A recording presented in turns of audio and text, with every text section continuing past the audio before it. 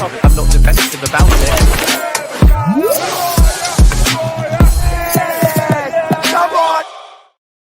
Yes, people, what's happening? Welcome back to the channel and welcome back to another live stream and all your latest Chelsea news. Big up to everyone that's already locked in. Make sure you're smashing the likes, subscribe if you're new around here, all of that good stuff. And as always, guys, get involved in the chat. There is plenty to dive into, people. Filip Jorgensen reportedly wants out and wants to leave Chelsea in January in search of a new opportunity. Cole Palmer is reportedly back on the grass, and Barcelona is still the target for his return on Tuesday night. We've got the latest on the future of Tyreek George, who is attracting a lot of interest from clubs ahead of the January window. And Chelsea have reportedly told Giovanni Quenda that he will be part of Enzo Maresca's first team plans next season. And Chelsea are, of course, very happy with Enzo Fernandez as well. He's regarded as being a perfect fit for how Maresca wants his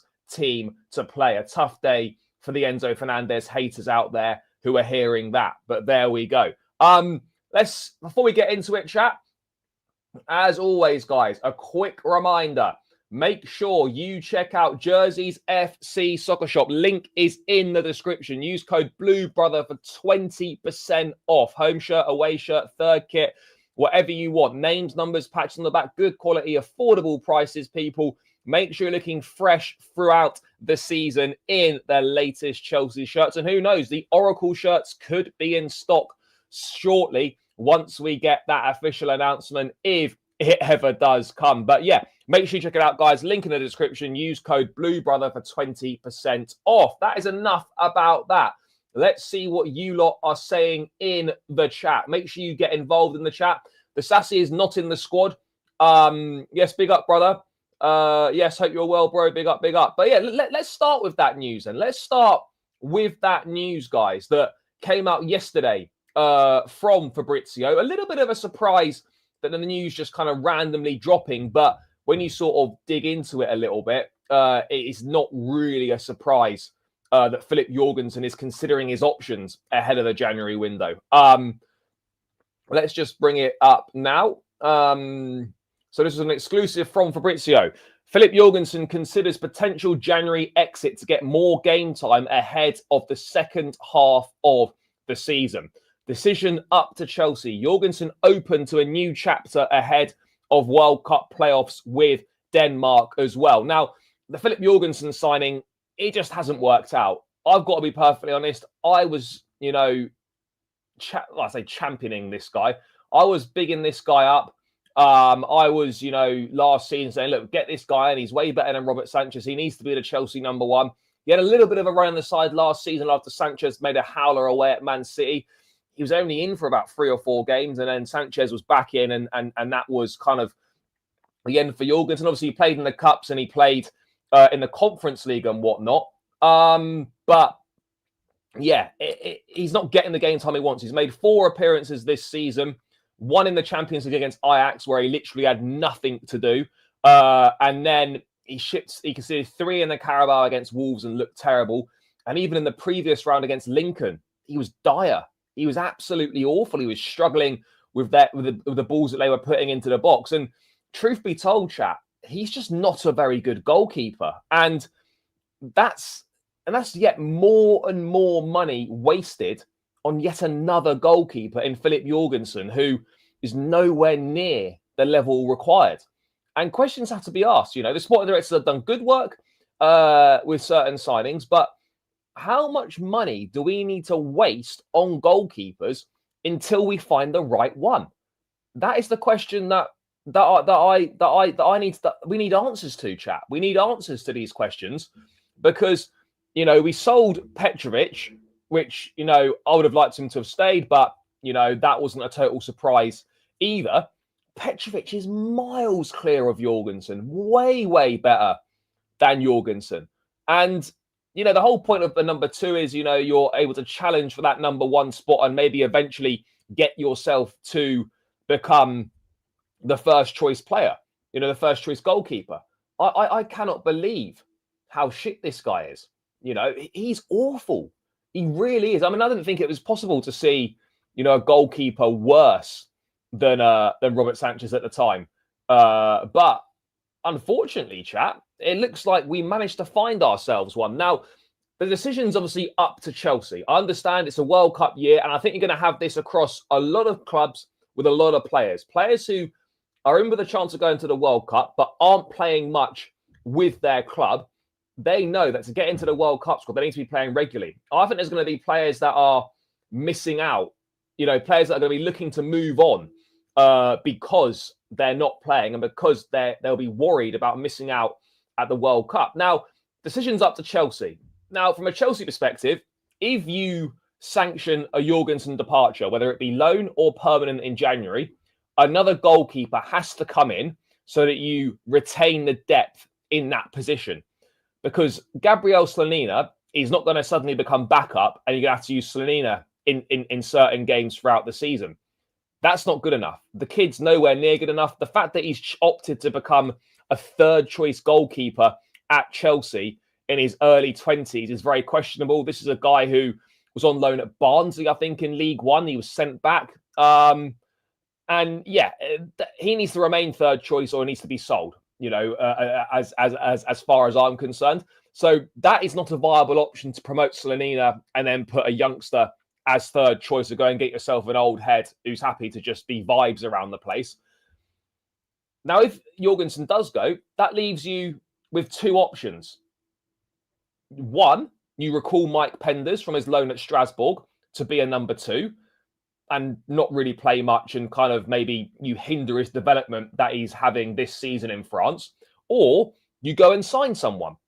Now, the obvious one for me is you go and sign someone. If you sanction a departure for Jorgensen, you go and get someone in. Now, there's been the links to Mike Maignan. Chelsea could have their eye on other goalkeepers that we've not heard about thus far.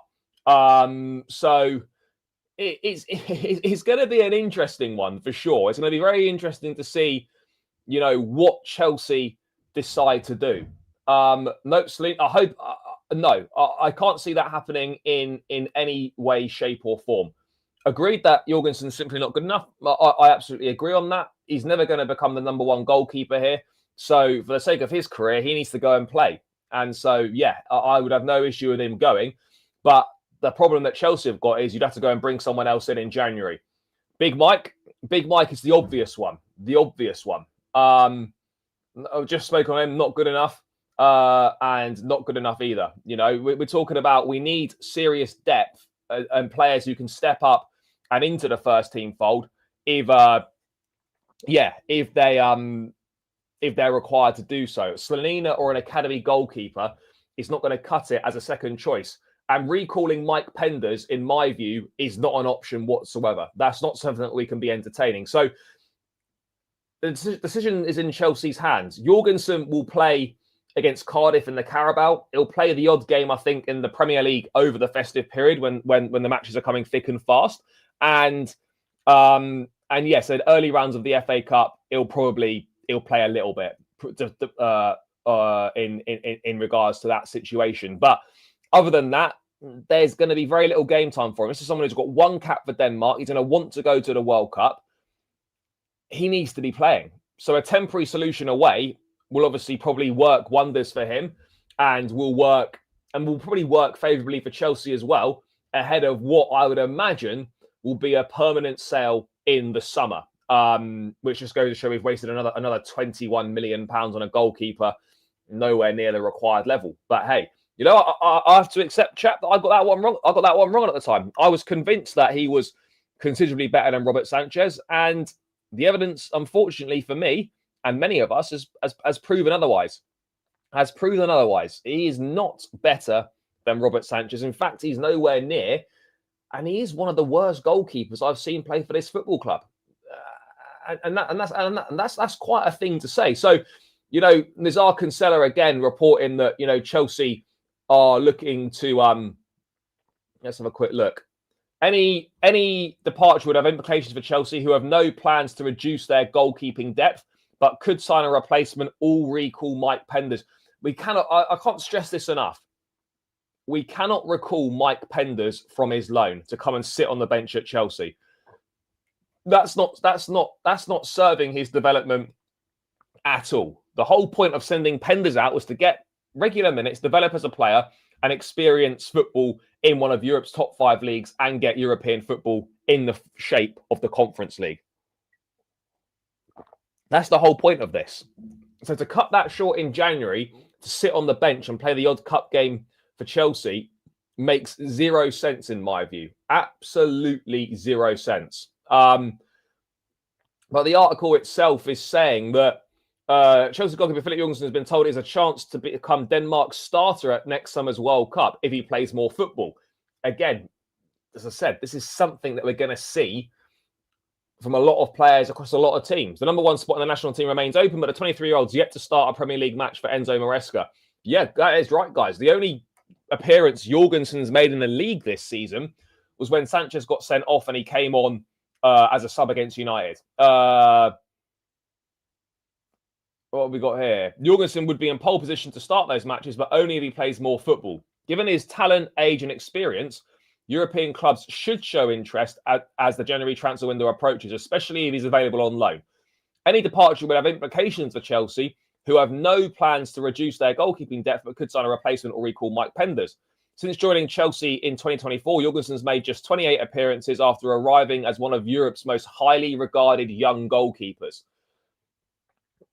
I think we've got to... I'll be honest, chap. You let Jorgensen go. I think you've got to go for Big Mike. I think you have to get in the mix for Big Mike. You have to. You know, we'll have 6 months left on his contract. There'll be a deal there to be done on the cheap. You've got to go and do it. You've got to go and do it. Do you reckon we recall Sarr? No, I don't think so. He's back on the grass, but no further update on other than that so far. We will dive into that shortly.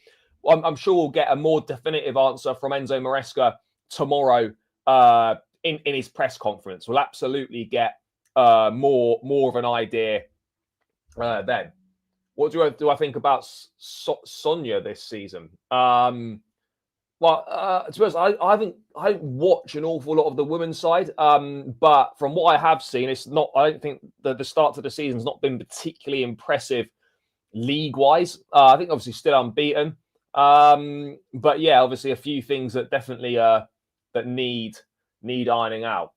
Yeah, no, Sanchez has been okay for us this season, you know, and that's something you know that I've praised him for, and you know when you criticise, you have to give praise as well when it's due. And Sanchez, red card aside against United, hasn't actually been an issue for Chelsea this season. But we're also all very aware that if we want to get back to the promised land and where we want to be, that we do have to have an improvement in goal and an upgrade. That's the reality.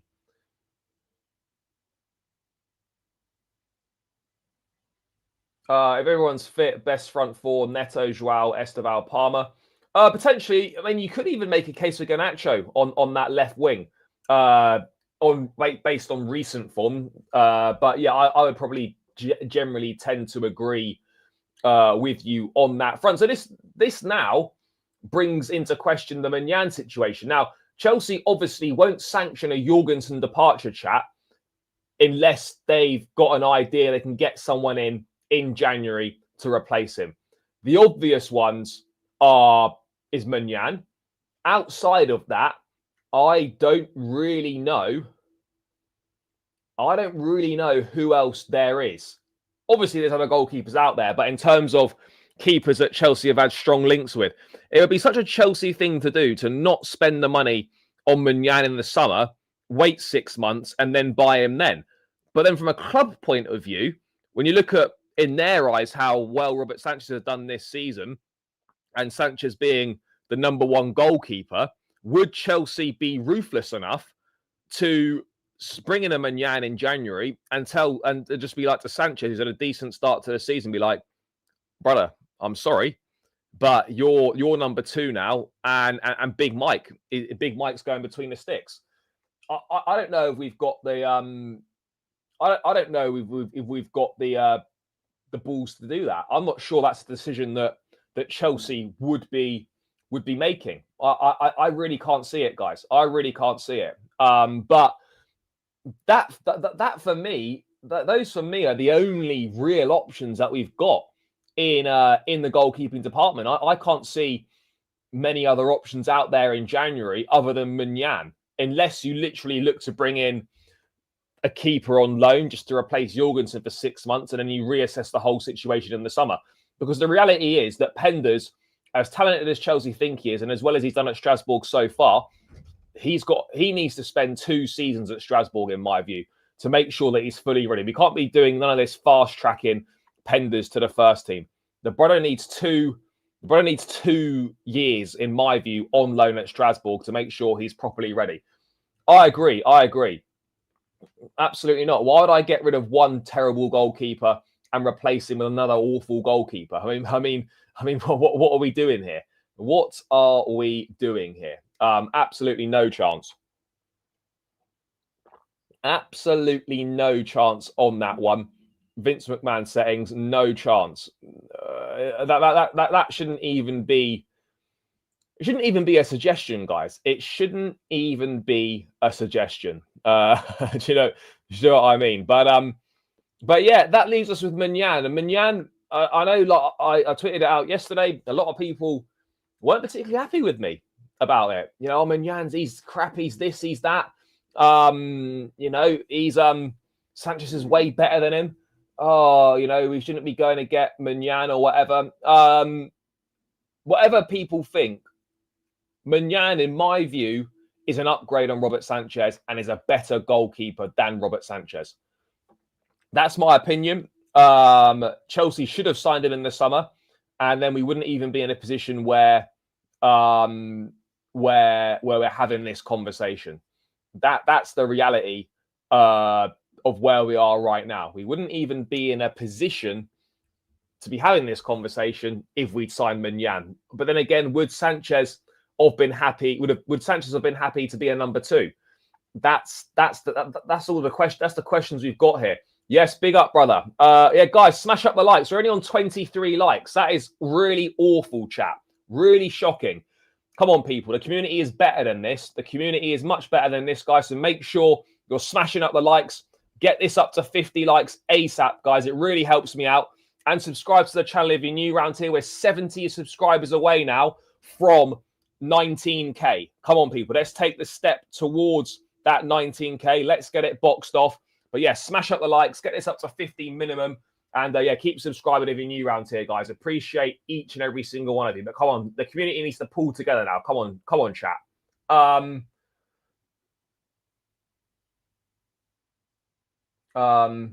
Do you agree that if we're late on in a game, Sanchez should crash as a striker?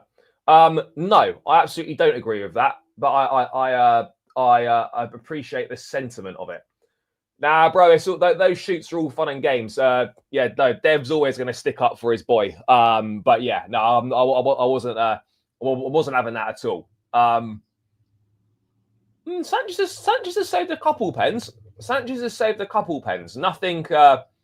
Nothing major, but he has saved a couple pens.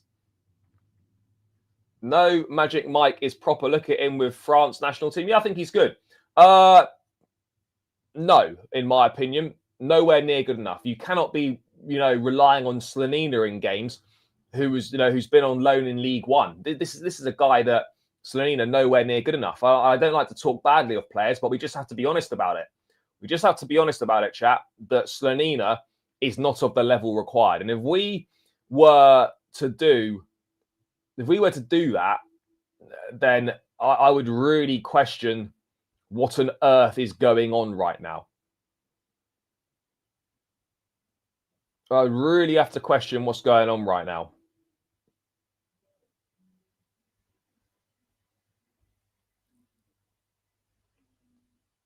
I would really, really question it, because that's not a decision that top level clubs make. That's not what we do. So I'm just hopeful that that's not going to be the case. But the reality of the situation is, chat, if Chelsea don't feel they can get a replacement in, or Chelsea don't feel that there's a option out there,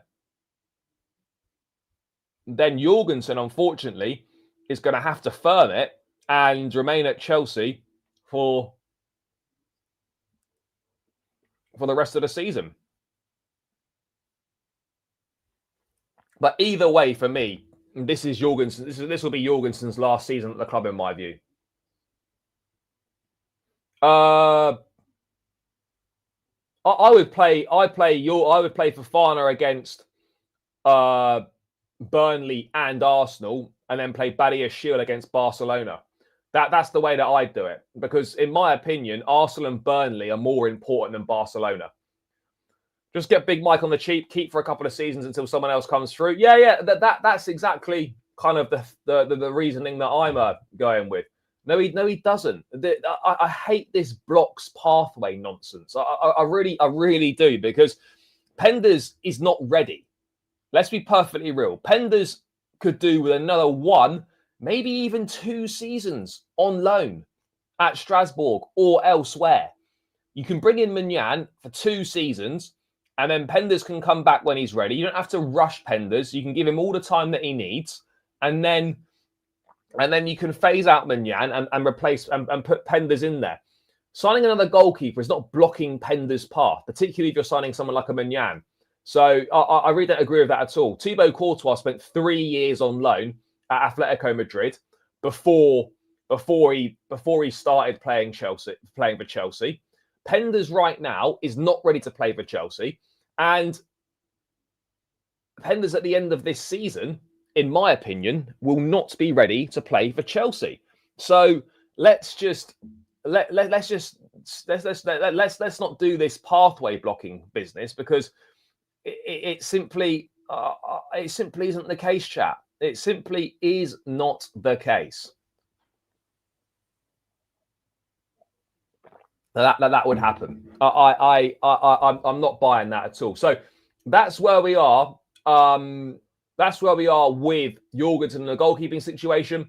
I wouldn't be surprised if there are a few more fringe players with World Cup aspirations that maybe look to leave in January in order to play more games. That wouldn't surprise me. That wouldn't surprise me at all.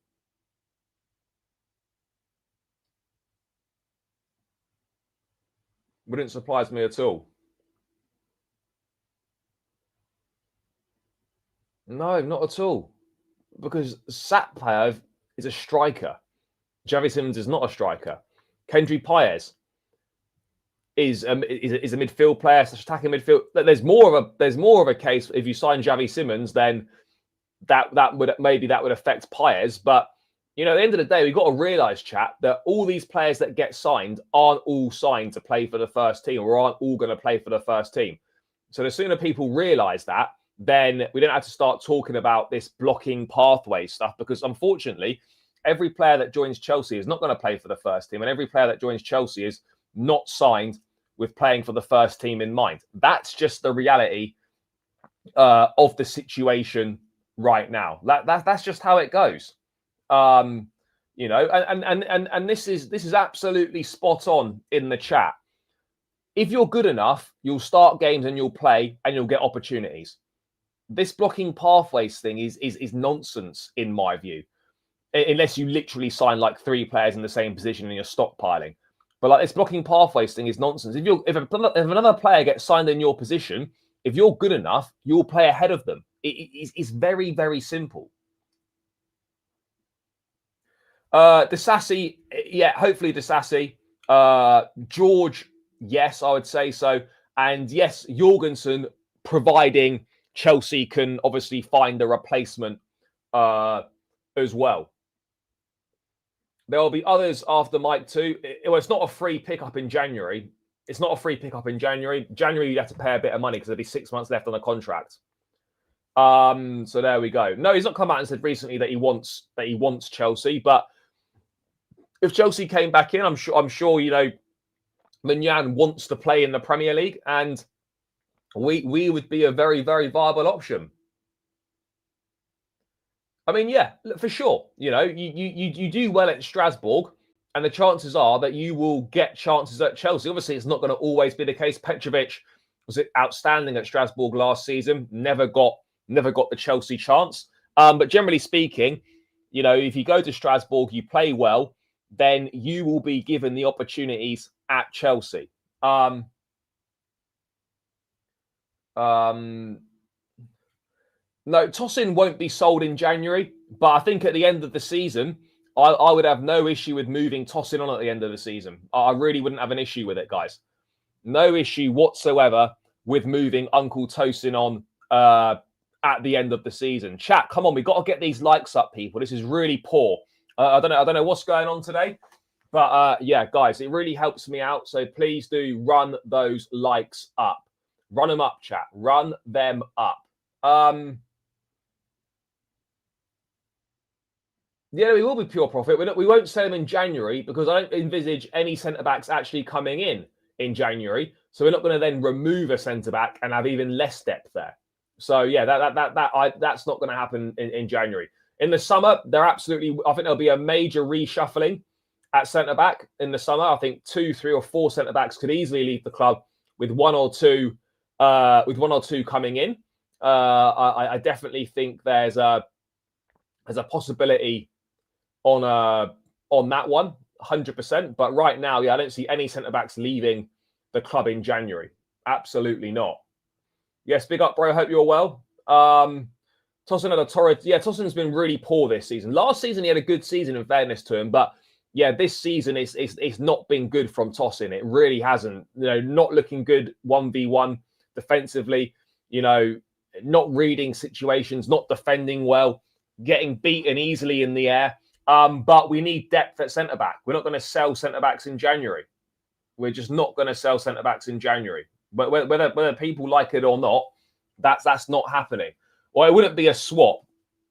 But yeah, look, if we can get Munyan in January, then yeah, that will be able to sanction a Jorgensen departure.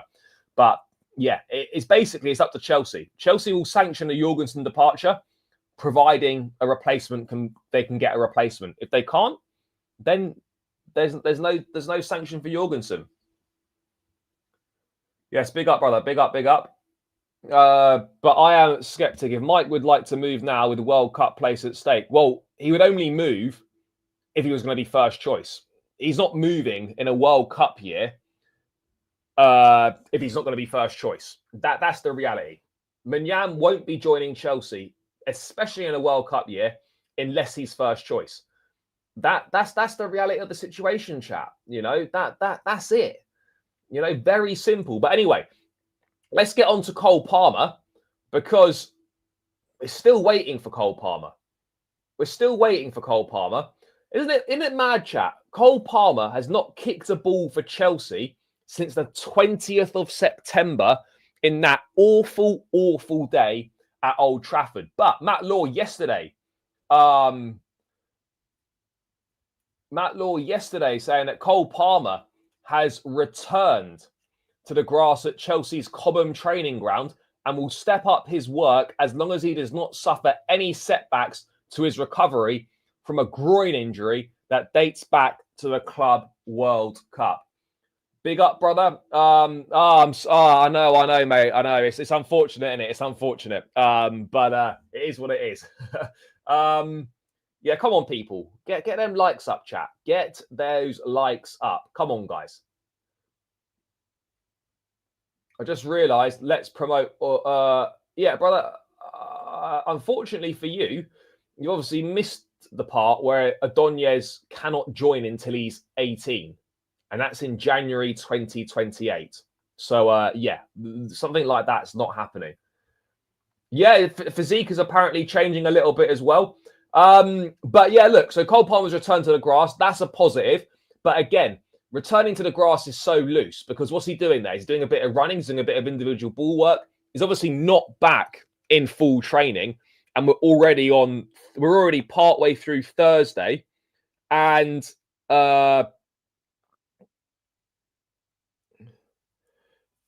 we've seen nothing. We've seen nothing.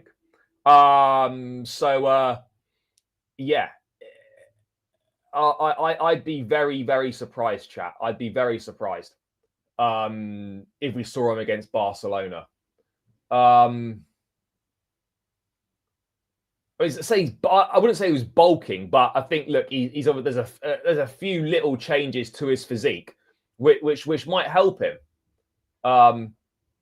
Yeah, look. Hopefully for one of those games. Big up, brother. Yeah. It's a cold one today for sure. But yeah, look. So that's a positive there. But again, on this, so there's that Palmer bit there. So yeah, Chelsea's Champions League against Barcelona has been loosely suggested as a possible return date for Cole Palmer.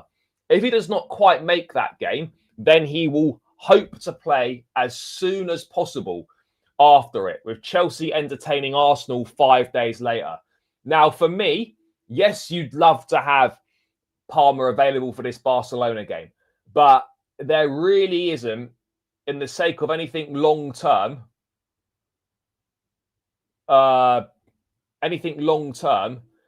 there's it isn't worth risking it for just for this game. If you can get him back for Arsenal, fantastic. If he has to miss both the games, major disappointment, but it's just the way it goes. We've got to make sure that this guy is right. We've got to make sure that he's right and he's fit and he's firing and he's raring to go. That's the most important thing. So yeah, I know there's an obsession to get him back for this Barca game. Chelsea want him back. Palmer wants to be back for the Barcelona game. We love to see Palmer, Esteval, Lamine Yamal, Lewandowski, Rashford, Rafinha. You know, you want to have all the best players on show in the biggest games. But yeah, this is a player we've not had since September. We don't want to rush him back for this Barca game. He gets injured or something, and then we're without him for even longer. Now, that we're not about that. We are not about that, chat.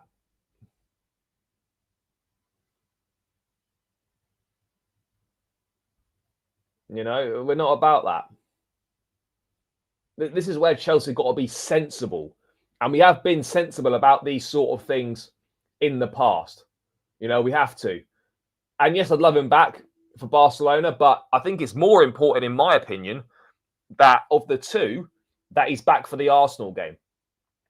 That for me would be more important. Get this brother back for the Arsenal game. Get him back for the Arsenal game.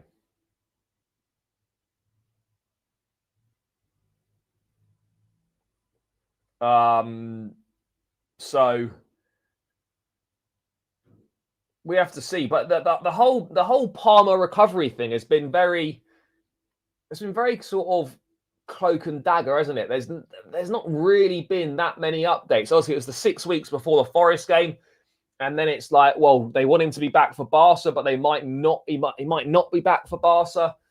It's an interesting one, isn't it? It's a really interesting one. Will Maresca play Palmer and Esteval together eventually? No, I think he will. Look, we saw them both start against Man United away. Palmer in the 10, Esteval on the right. I think the plan is to absolutely, you know, use these guys together. 100%. That's going to be part of the plan. 100%.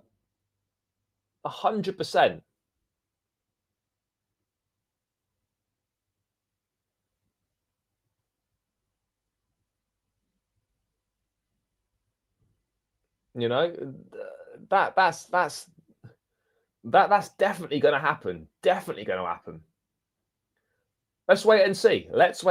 Season officially starts now. I need to be careful here. I'd focus on having him ready for Arsenal. Agreed. This is where things now are going to really, really pick up, chat. Things are really going to pick up for us. Burnley, Barcelona, Arsenal. Then we go to Leeds. Then we go to Bournemouth. Then I don't know what we've got. But this is where things start coming thick and fast now in the build-up to the Christmas period. You know, in the build-up to the Christmas period, there's a lot going on, chap. A lot going on.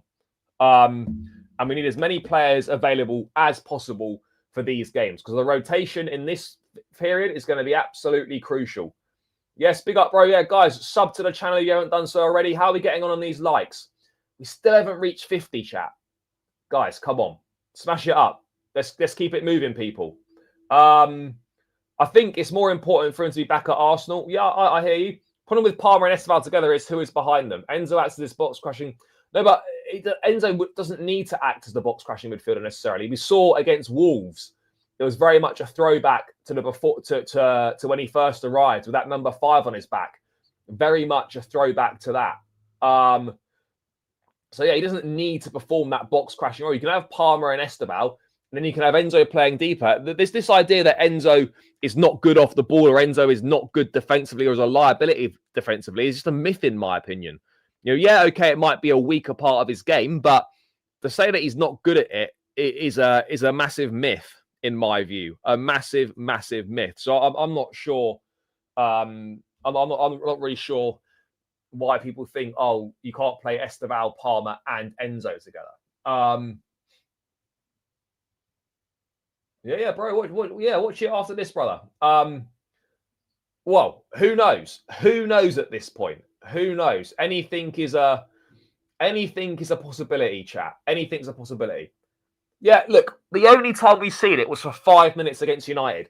We literally haven't seen Palmer and Esteban unleashed. We've not seen it.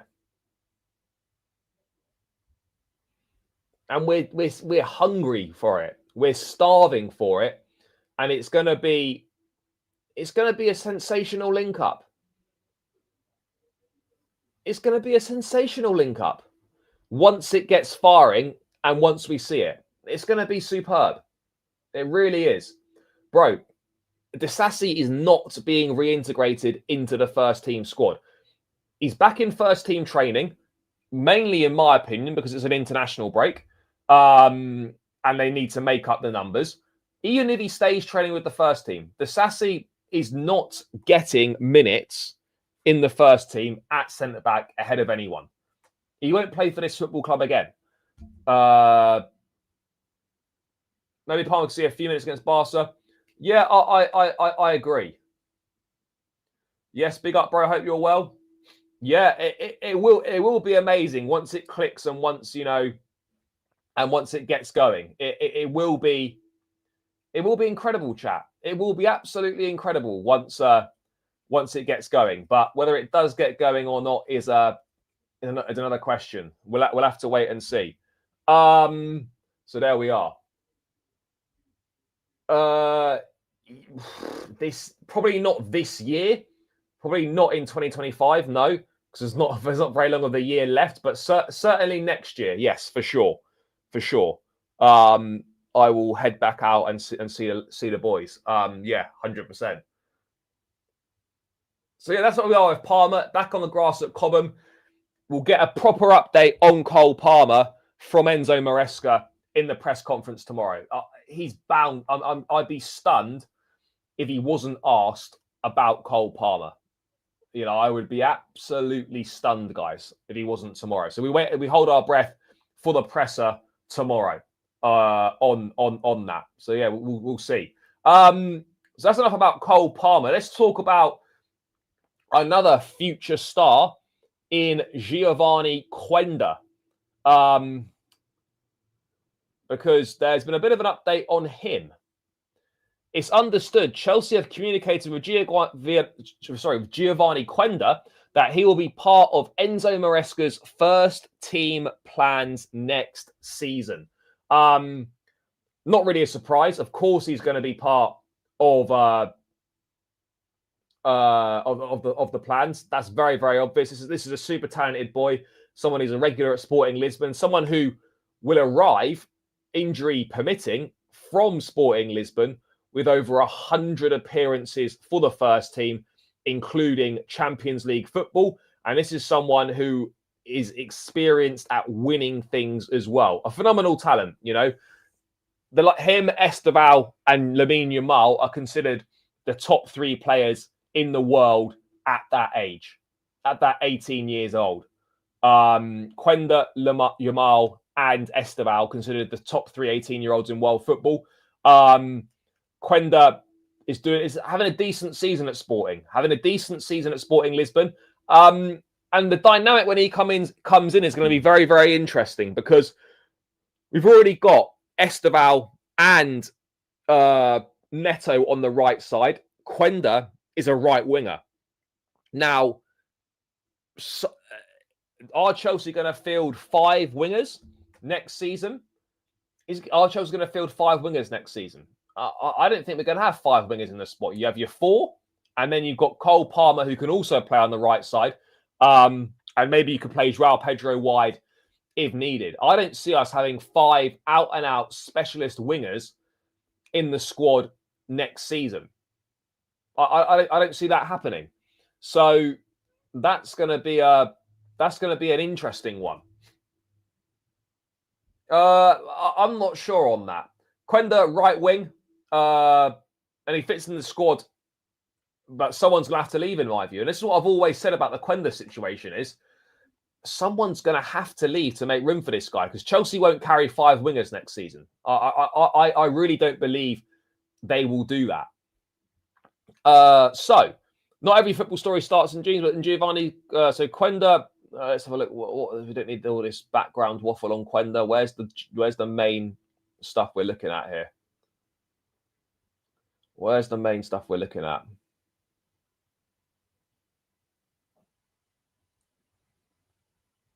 Where's the main stuff?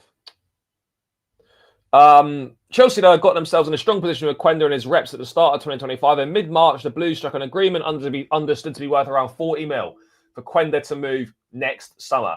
The plan is for Quenda to keep developing, as he is to a vast extent in Portugal this season, before teaming up with the Chelsea squad in 2026-2027 campaign. Football London understands the club have communicated with Quenda that he'll be part of Maresca's first team plans next season. Some had speculated over a loan move for the Portugal international, who will be 19 by the time he arrives in West London. But Chelsea have plans for him to be in and around the senior squad. Quenda's focus right now is on helping Sporting win the Portuguese league title. And they're currently 3 points behind Porto after 11 games. Behind the scenes, Quenda has been taking intensive English lessons to help him adapt quicker when he moves to the UK, and has attended some Chelsea home games to understand how the team plays. Sources have told Football London Quenda has been working on improving his physical condition by doing some muscle strengthening work as he prepares to move to the Premier League.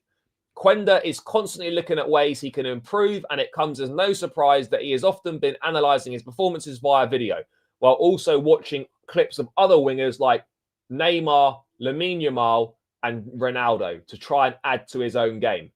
In terms of where Quenda will fit in, the teenager is willing to play anywhere across the front line for Chelsea. For Sporting, he has shown he is a versatile option who can play both as a winger and as a number 10. Interesting. Such competition for places will make Quenda's job more difficult, and he understands that playing with Chelsea comes with enormous responsibility, but the challenge does not scare him. While there's an acceptance that succeeding at Chelsea will only come via hard work, the Portuguese star is very confident in becoming one of the world's very best, his number 1 goal. Well, there we are, chap. There we are. Could we have another potential superstar on our hands in Giovanni Quenda? Quenda's a top talent, but it's a different ball game in the Prem than Portugal. Absolutely. Utter nonsense when you see the sources that are reporting it. It's not really worth the paper it's written on, unfortunately. Maybe. Let's wait and see. I'm not sure I am either.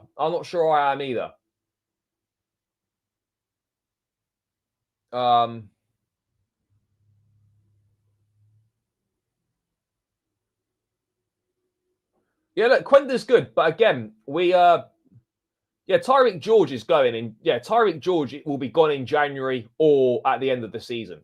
That's the situation that we're in there. That's very, very obvious that's going to be the case. Tyreek George will be gone in January. Guiu will be gone next season as well. Maybe even in January he could return to Sunderland. Let's wait and see. But whatever happens, in my opinion, this is Guy's last season at Chelsea. 100% it is. Well, look, I think he's going to be playing across the front line, but according to this article, he'll play across the front line. Well, we'll find out. We'll find out in due course. But yeah, I look.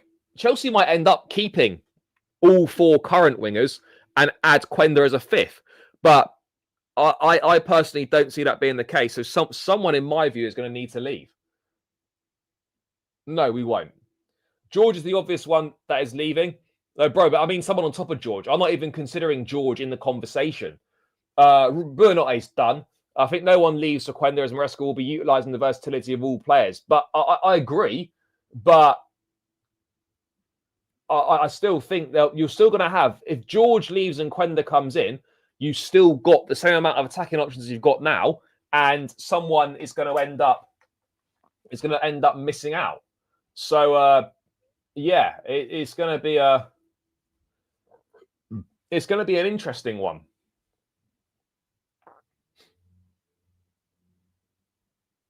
Yeah, Emmanuel Omega's coming next season as well. He's made his Dutch debut. He's made his Dutch debut, Omega. So yeah, that's another international coming into the squad. Chat, we're 70 in the building, only 43 likes. Come on, people, we've got to get to this 50 likes mark. I don't know what's going on here, chat. This is really poor today. We're normally way better than this. So yeah, make sure you're smashing up the likes. Come on, people, smash up the likes. 75 in the building. Let's get it there, guys. Come on. He did play wing back under Amorim. That's one of the major reasons that he didn't want to go to Man United, because he did not want to be a wing back. That's the situation. Sterling, but Sterling's not even in the conversation. Yeah, look, players are always going to be unhappy when they don't play. That's football. That is football. Players are always going to be unhappy when they don't play. Well, bro, you're going to be waiting a while. He'll be. I guarantee he'll be sent on loan to Strasbourg next season. 100%. He won't be part of Chelsea's squad next season. Absolutely not. Absolutely not. Yeah, I agree. Penders is not ready. Penders for me is not ready right now to come in and do his thing. He's really not. He really isn't ready, chat. Yeah, look, the defensive work rate for wide players is a very important part of the modern game. I know it shouldn't be the first thing you think of when you're picking wingers, but that's the reality. That's the reality. You know, you've got to do your defensive work as a winger, and that's really important in the modern game. Really important in the modern game.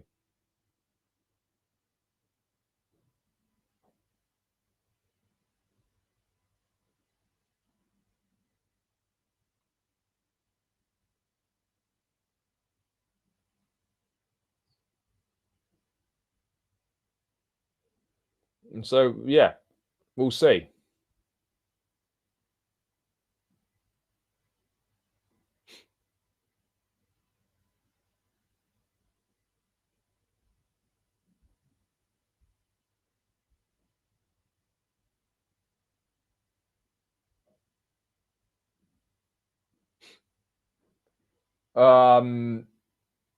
Yeah, to replace. Yeah, Sat player I think will replace Omega next season. SD strategies to definitely stockpile to mitigate the injuries. Potentially. There's definitely an element of stockpiling at Chelsea. I don't think there's any denying that.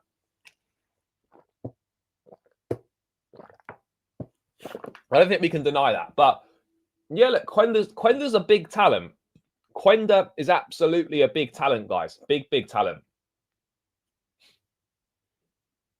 Bro, Sterling is not part of anything to do with Chelsea, and Jackson is not part of anything to do with Chelsea.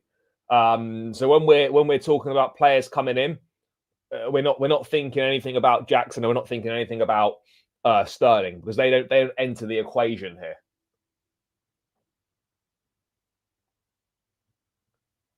I mean, I wouldn't be against it, but that's definitely not the sort of thing that Chelsea would be looking to do. That's just the reality of said situation. It's not something that Chelsea would be looking to do, chap. That's just the way it is. Do you think we sell Lavia and get another midfielder? Obviously not in January.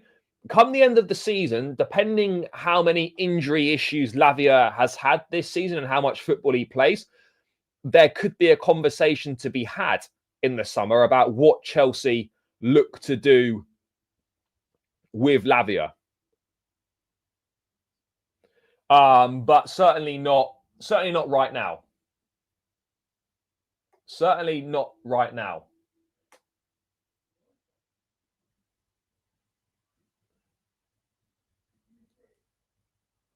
What did I say? Bro, we're not getting Wharton in January. Wharton's not coming to Chelsea in January. Wharton's going nowhere in January. Next summer, I'm sure there'll be bids for Wharton, and I'm sure there might be bids for Elliot Anderson next summer as well. But at the end of the day, chat, Lavia's a Chelsea player. Chelsea fully believe in Lavia. They fully support him. And it's now up to the club and up to Lavia to get through this and show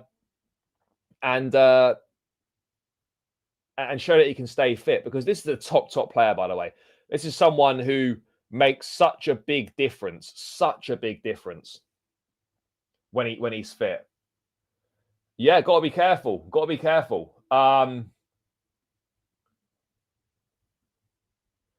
This is exactly it. This is what people need to realize, right? That these top players are not going to leave in January. And secondly, in a World Cup year, unless you're not playing regular football, why would you look to leave in January unless you're guaranteed to be a first team starter somewhere else? But you wouldn't want to disrupt your season. Why would you want to disrupt your season in a really important season in terms of going to the World Cup? You know, that's it. I mean, Mainu, I think, may well leave in January, but I don't see why Chelsea... Why did Chelsea need to go anywhere near Mainu? Why? You've got Dario Asugu, you've got Lavia, you've got Enzo, Caicedo, and Andre Santos, plus Reece James has shown he's more than capable of playing in midfield as well. We don't need any more midfield options. And Lavia is not going to go in January. Different conversation potentially in the summer, but right now, no.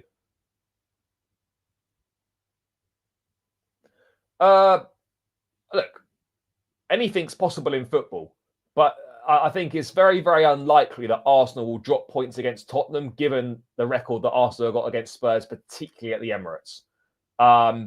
Look, they could certainly drop points in both games. They certainly could. Yeah, I still think though he'll probably just leave on a free and have pick of whatever club he wants to join. Look, Gurhey could leave in January. Apparently, Liverpool are the only club who are prepared to spend money on him in January. If he's dead set on joining them, then let's see. But I'd be surprised if he walks out halfway through a season. It depends. Are Palace that desperate to get money? Are Palace that desperate to get money for him, or is he worth more to them than any money would be?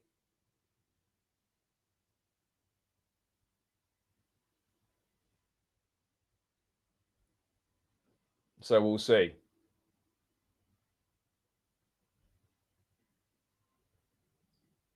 I hear people say this about Lavia, and I agree occasionally, but when he played with Santos on the midfield against Lincoln, to be honest, no one looked good against Lincoln, is what I would say back to that. No one looked good against Lincoln at all. That was the problem there.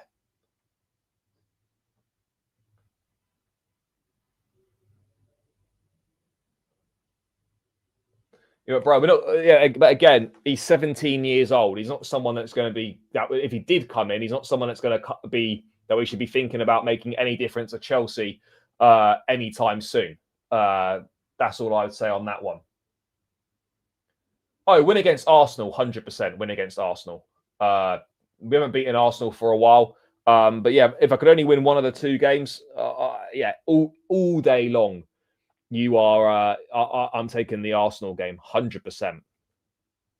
Asugu due back in January, apparently. Asugu due back in January. So let's see what we can let's see what we can do on that one. But yeah, Sugu essentially is due back in January from obviously surgery that he had, a thigh injury that he picked up in training with the Portugal under-21s, I think back in September. So we'll see. We'll see. And we haven't beaten Arsenal for quite a while. The last win against Arsenal was at the Emirates when we beat them 2-0 and Romelu Lukaku and Reece James scored in that season. So it was the 21-22 season was the last time we beat Arsenal, home or away.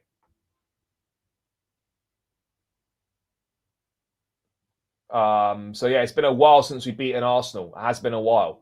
But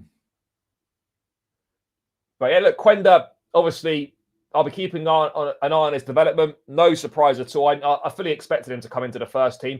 You know, you don't play for Sporting Lisbon as a regular, play Champions League football, and then arrive at Chelsea and you're sent on loan somewhere.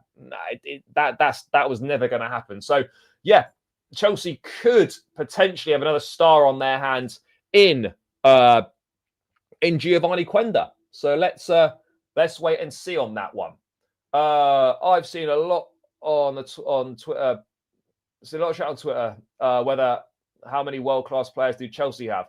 I think genuine world-class players. You've got Reece James, Mark Cucurella, Moises Caicedo, Cole Palmer, and then you could maybe put Enzo Fernandez in. So I think definitely 4, and at a push 5. But yeah, I would say certainly 4. Certainly 4.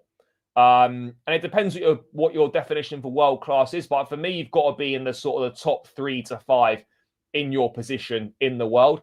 The 2 best right backs in the world are Reece James and Hakimi.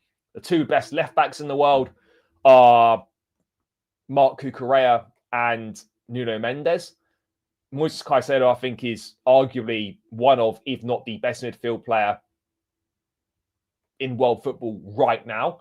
And then obviously Cole Palmer is one of the best at what he does as well. So look, Chelsea, I think for me, I've got 4 world-class players right now.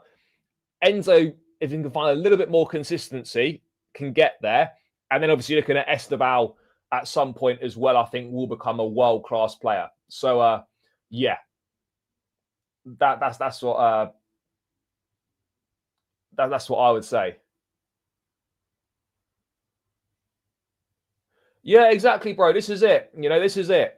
You know, you got sometimes like when a player is so good, you got a lot more faith with them. You know, that sort of thing. You know, you got a lot more faith with them. So yeah, it's that for me is exactly the same with Lavia. You have that faith with them much more because of the talent they've got and because of what they bring to the team.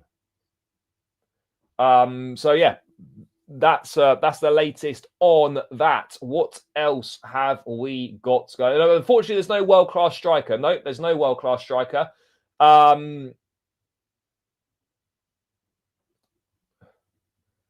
City, Haaland, 100%. I'd say Haaland, Donnarumma, Rodri.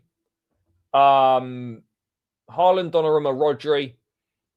I don't think they've got any world-class fullbacks. I don't think they've got any world-class centre-backs. No world-class wide players. I would say City have got Haaland, Rodri. Who else did I say? Oh, Donnarumma. Haaland, Rodri, and Donnarumma. Foden, if he's on it on a consistent basis, you could put into that bracket.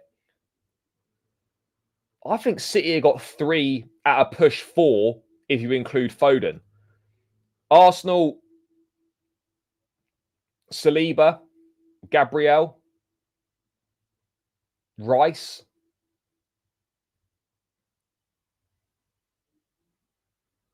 Saka maybe. I think 3 or 4 as well. So it's about the same, really. It's about the same. Liverpool, Alisson, I'd say, Van Dijk, Salah. Other than that, I ain't seeing no one. I'd say 3. I'd say 3 for Liverpool. Alisson, Van Dijk, and Salah. Because Konate is not world class. None of the fullbacks are world class. I don't think any of the midfielders are world class. Attackers, I don't think any of them are world class. I mean, you could say Alexander Isak, I suppose, if he can get himself up to full form. I think you're looking at 3. You're looking at 3 or 4. Both games at home. Am I going? Yes, I'll be at both games. No, Isak is not leaving Liverpool after 1 season. Let's just make that abundantly clear, chat. Isak is not leaving Liverpool after 1 season. He isn't. He absolutely isn't. Despite the struggles, he's not leaving Liverpool after 1 season, guys. He's not.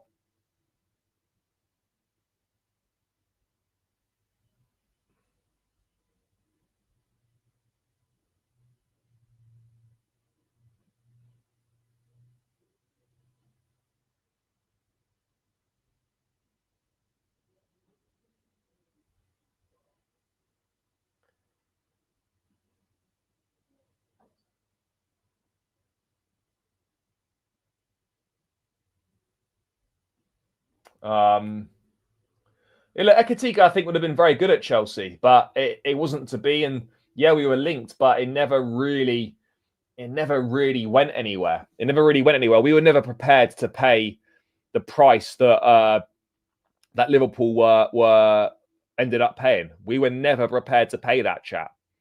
We were never prepared to pay it.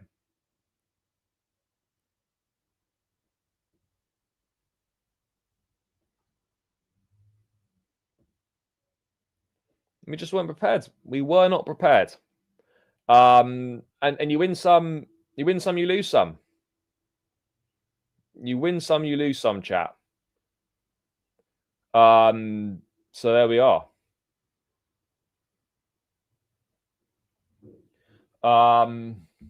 It's just the way it goes. I don't know. Whenever I get asked again. Hopefully soon. But that's not my decision. I'll just keep doing what I'm doing, and if they ask me again, they ask me again. But there's no set dates currently. But I'm sure that there'll be more stuff, guys. There'll be more stuff for sure. More stuff coming for sure. Would I pay 100 million for Julian Alvarez? I really like Alvarez. I think he's a top player. Would I pay 100 million for him? Maybe. Yeah. Do you know what? Yeah, I probably would. Yeah, it was. No, we're a long way from that. We're a long way from that. Let's not get too carried away. But yeah, it's I don't know the answer to that question, but yeah, hopefully soon, and obviously I'll let you lot know when that does happen. I will let you lot know when that does happen. Chat, we've reached 50 likes finally. Keep smashing up the likes, subscribing if you are new round here as well, guys. Let's try and get this to at least 60 likes, people. Come on. What are we playing at here, chat? What are we playing at? This is really poor today. What else is going on in the Chelsea world? We've done Quenda. We've done Filip Jorgensen. We have done Cole Palmer. Let's have a look what else we've got going on.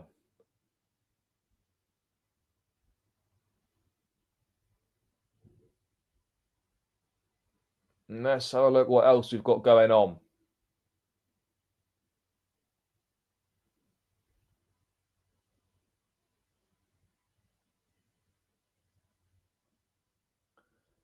see if there's any other news.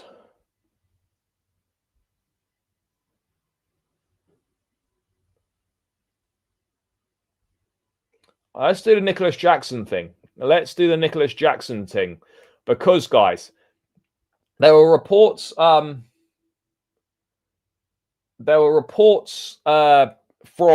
Bayern Munich insider Christian Falk that currently, as it stands, Bayern had no intention of triggering the obligation to buy on Nicholas Jackson at this point in time.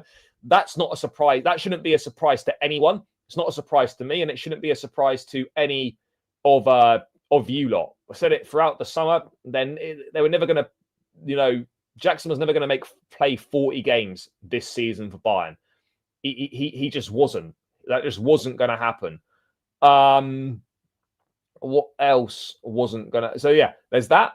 There have been reports that he might look to cut the loan short in January and get a permanent move elsewhere. That has been rubbish and isn't believed to be the case at all. So yeah, that's not believed to be the case at all. And then we've had this today. Nicholas Jackson is determined to be a success at Bayern Munich, despite talk that he could return to Chelsea in the summer. Nicholas Jackson is determined to be a success at Bayern Munich, despite talk he could return to Chelsea in the summer. Jackson forced through a £14 million loan move, one of the biggest fees for a one-year agreement, and has since scored 3 goals in 12 games for Bayern. Despite what has been a decent spell, there are reports that Bayern might not take up the option to buy him, given that he has to start 40 games for the obligatory buy clause to be triggered. But Sunsport have been told by a source close to the player that the striker is very happy in Munich. He's taken to the club and is determined to win trophies this season. The source added, Jackson has just come off an impressive international period where he scored twice for his country, and he made a big impression against Brazil the other night. Now he's going back to Germany to continue helping the club, and I can tell you that he's all focused on playing and helping the club achieve their aim of winning big trophies. At the end of the season, we'll see what happens. Earlier in the season, Sunsport first reported how the Senegal international had taken German classes. Yep. Sunsport's also been told that Jackson has struck up a great relationship with Luis Diaz. What else have we got going on here? There's no chance he'll leave in January, and no decision has been made about his long-term future. For Chelsea, they will hope he can impress to the point where Bayern will be pushed to take up the option to pay the remaining $56.2 million. So yeah, basically, if Bayern Munich are going to get Jackson, then they're gonna have to start him in 40 games, or they might not, and they'll try and negotiate a lower fee potentially. But look, none of this should be a surprise. Look, Jackson's done okay at Bayern.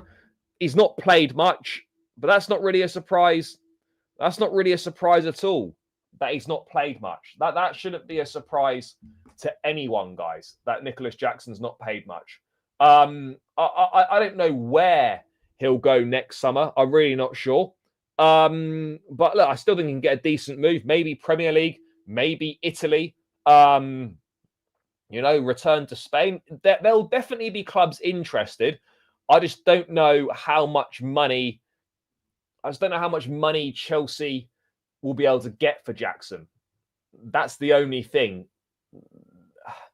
Because this season at Bayern so far has been okay, but it's not really got to a stage where you're thinking, right, he's looking really good, he's doing really well. Problem he's got is he's never going to start ahead of Harry Kane. And even if he plays as a 10, once Musiala's back, there's going to be limited minutes there. And even out wide, you've got Luis Diaz smashing it. You've got, obviously, Michael Elise playing as well. There's a lot of competition there. And he's just not better than those players. And that might sound a bit harsh, and I'm a big fan of Nicholas Jackson, but he simply isn't better than those players. He is not better than those players. So, yeah, it is what it is with that one. It is what it is with that one, chat. He's just not better than those players. But hey, that's where we are. That is where we're at. So we're gonna have to deal. We're gonna have to deal with that in the summer. We're gonna have to deal with that in the summer, and hopefully he does well enough that there will still be some interested parties. That's what we need to. That's what we need to hope for. Do I think Jackson's going to Villa next summer? I'm not sure. There's so much still to go in terms of between now and the summer and what can happen. So yeah, it's very, very difficult. Very, very difficult. But all will be revealed in due course. But Chelsea need Jackson to do reasonably well to keep him in there, to keep him in the market and whatnot.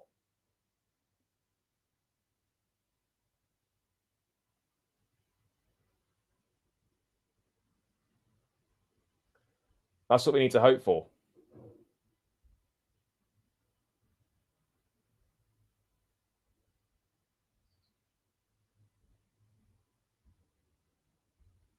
So we'll see. We'll see.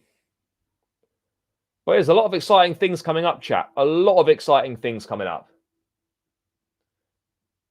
And yeah, only time will tell. Only time will tell how these things pan out. But yeah, there's a big, big week ahead. There's a big week ahead, chat, on that. Huge week ahead. So let's wait and see. Let's wait and see what is going to happen. But there is a serious week of ball coming up.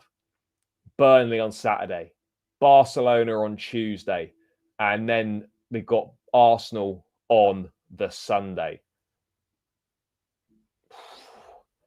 These are the game. These are the sort of weeks you look forward to as football fans. The big games coming thick and fast. I mean, what more could you want? I mean, if it doesn't go well, then it could be a major issue. But yeah, this is what we need to do. We ideally win all 3 games, but you've got to win those Premier League games. You've got to win those Premier League games. You must. We must. And I hope we can. I really hope we can, chat. Yeah, he's been doing really well. He's been doing really well. And that's a great buy for Burnley. A great buy for Burnley. But yeah, Big Les has been doing very well up at Burnley. Very, very well indeed, guys. Very well indeed.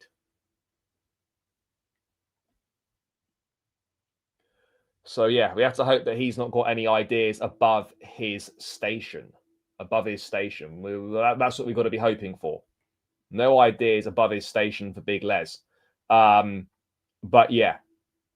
Let me have a look if there's any last little bits and pieces to go through, chat. And then I think we will round this one out there.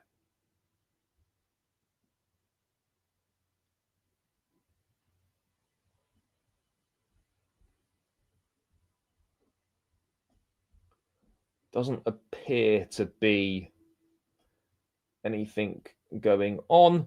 Right then, chat, we're going to round this one out here. Big up to everyone that's tuned in. Appreciate each and every single one of you guys. Make sure you smash up the likes on your way out. Please smash that like button on the way out. Please hit the subscribe button as well if you're new around here. We're about 70 subs away now from 19K. So let's get those chalks off, guys. If you're watching now and you're not subscribed, make sure you do. As I said, smash the likes on your way out. Enjoy the rest of your day, guys. I'll be back tomorrow with another live show looking ahead to the Burnley game and covering all the reaction to Enzo Maresca's press conference tomorrow. Make sure you stay tuned in for that. If you haven't watched the preview with Burnley fan Joe talking all things the game, make sure you check that out. It's live on the channel now. Enjoy the rest of your day, guys. I will see you lot tomorrow after the press conference. Up the Chelsea, and we're out of here. Love.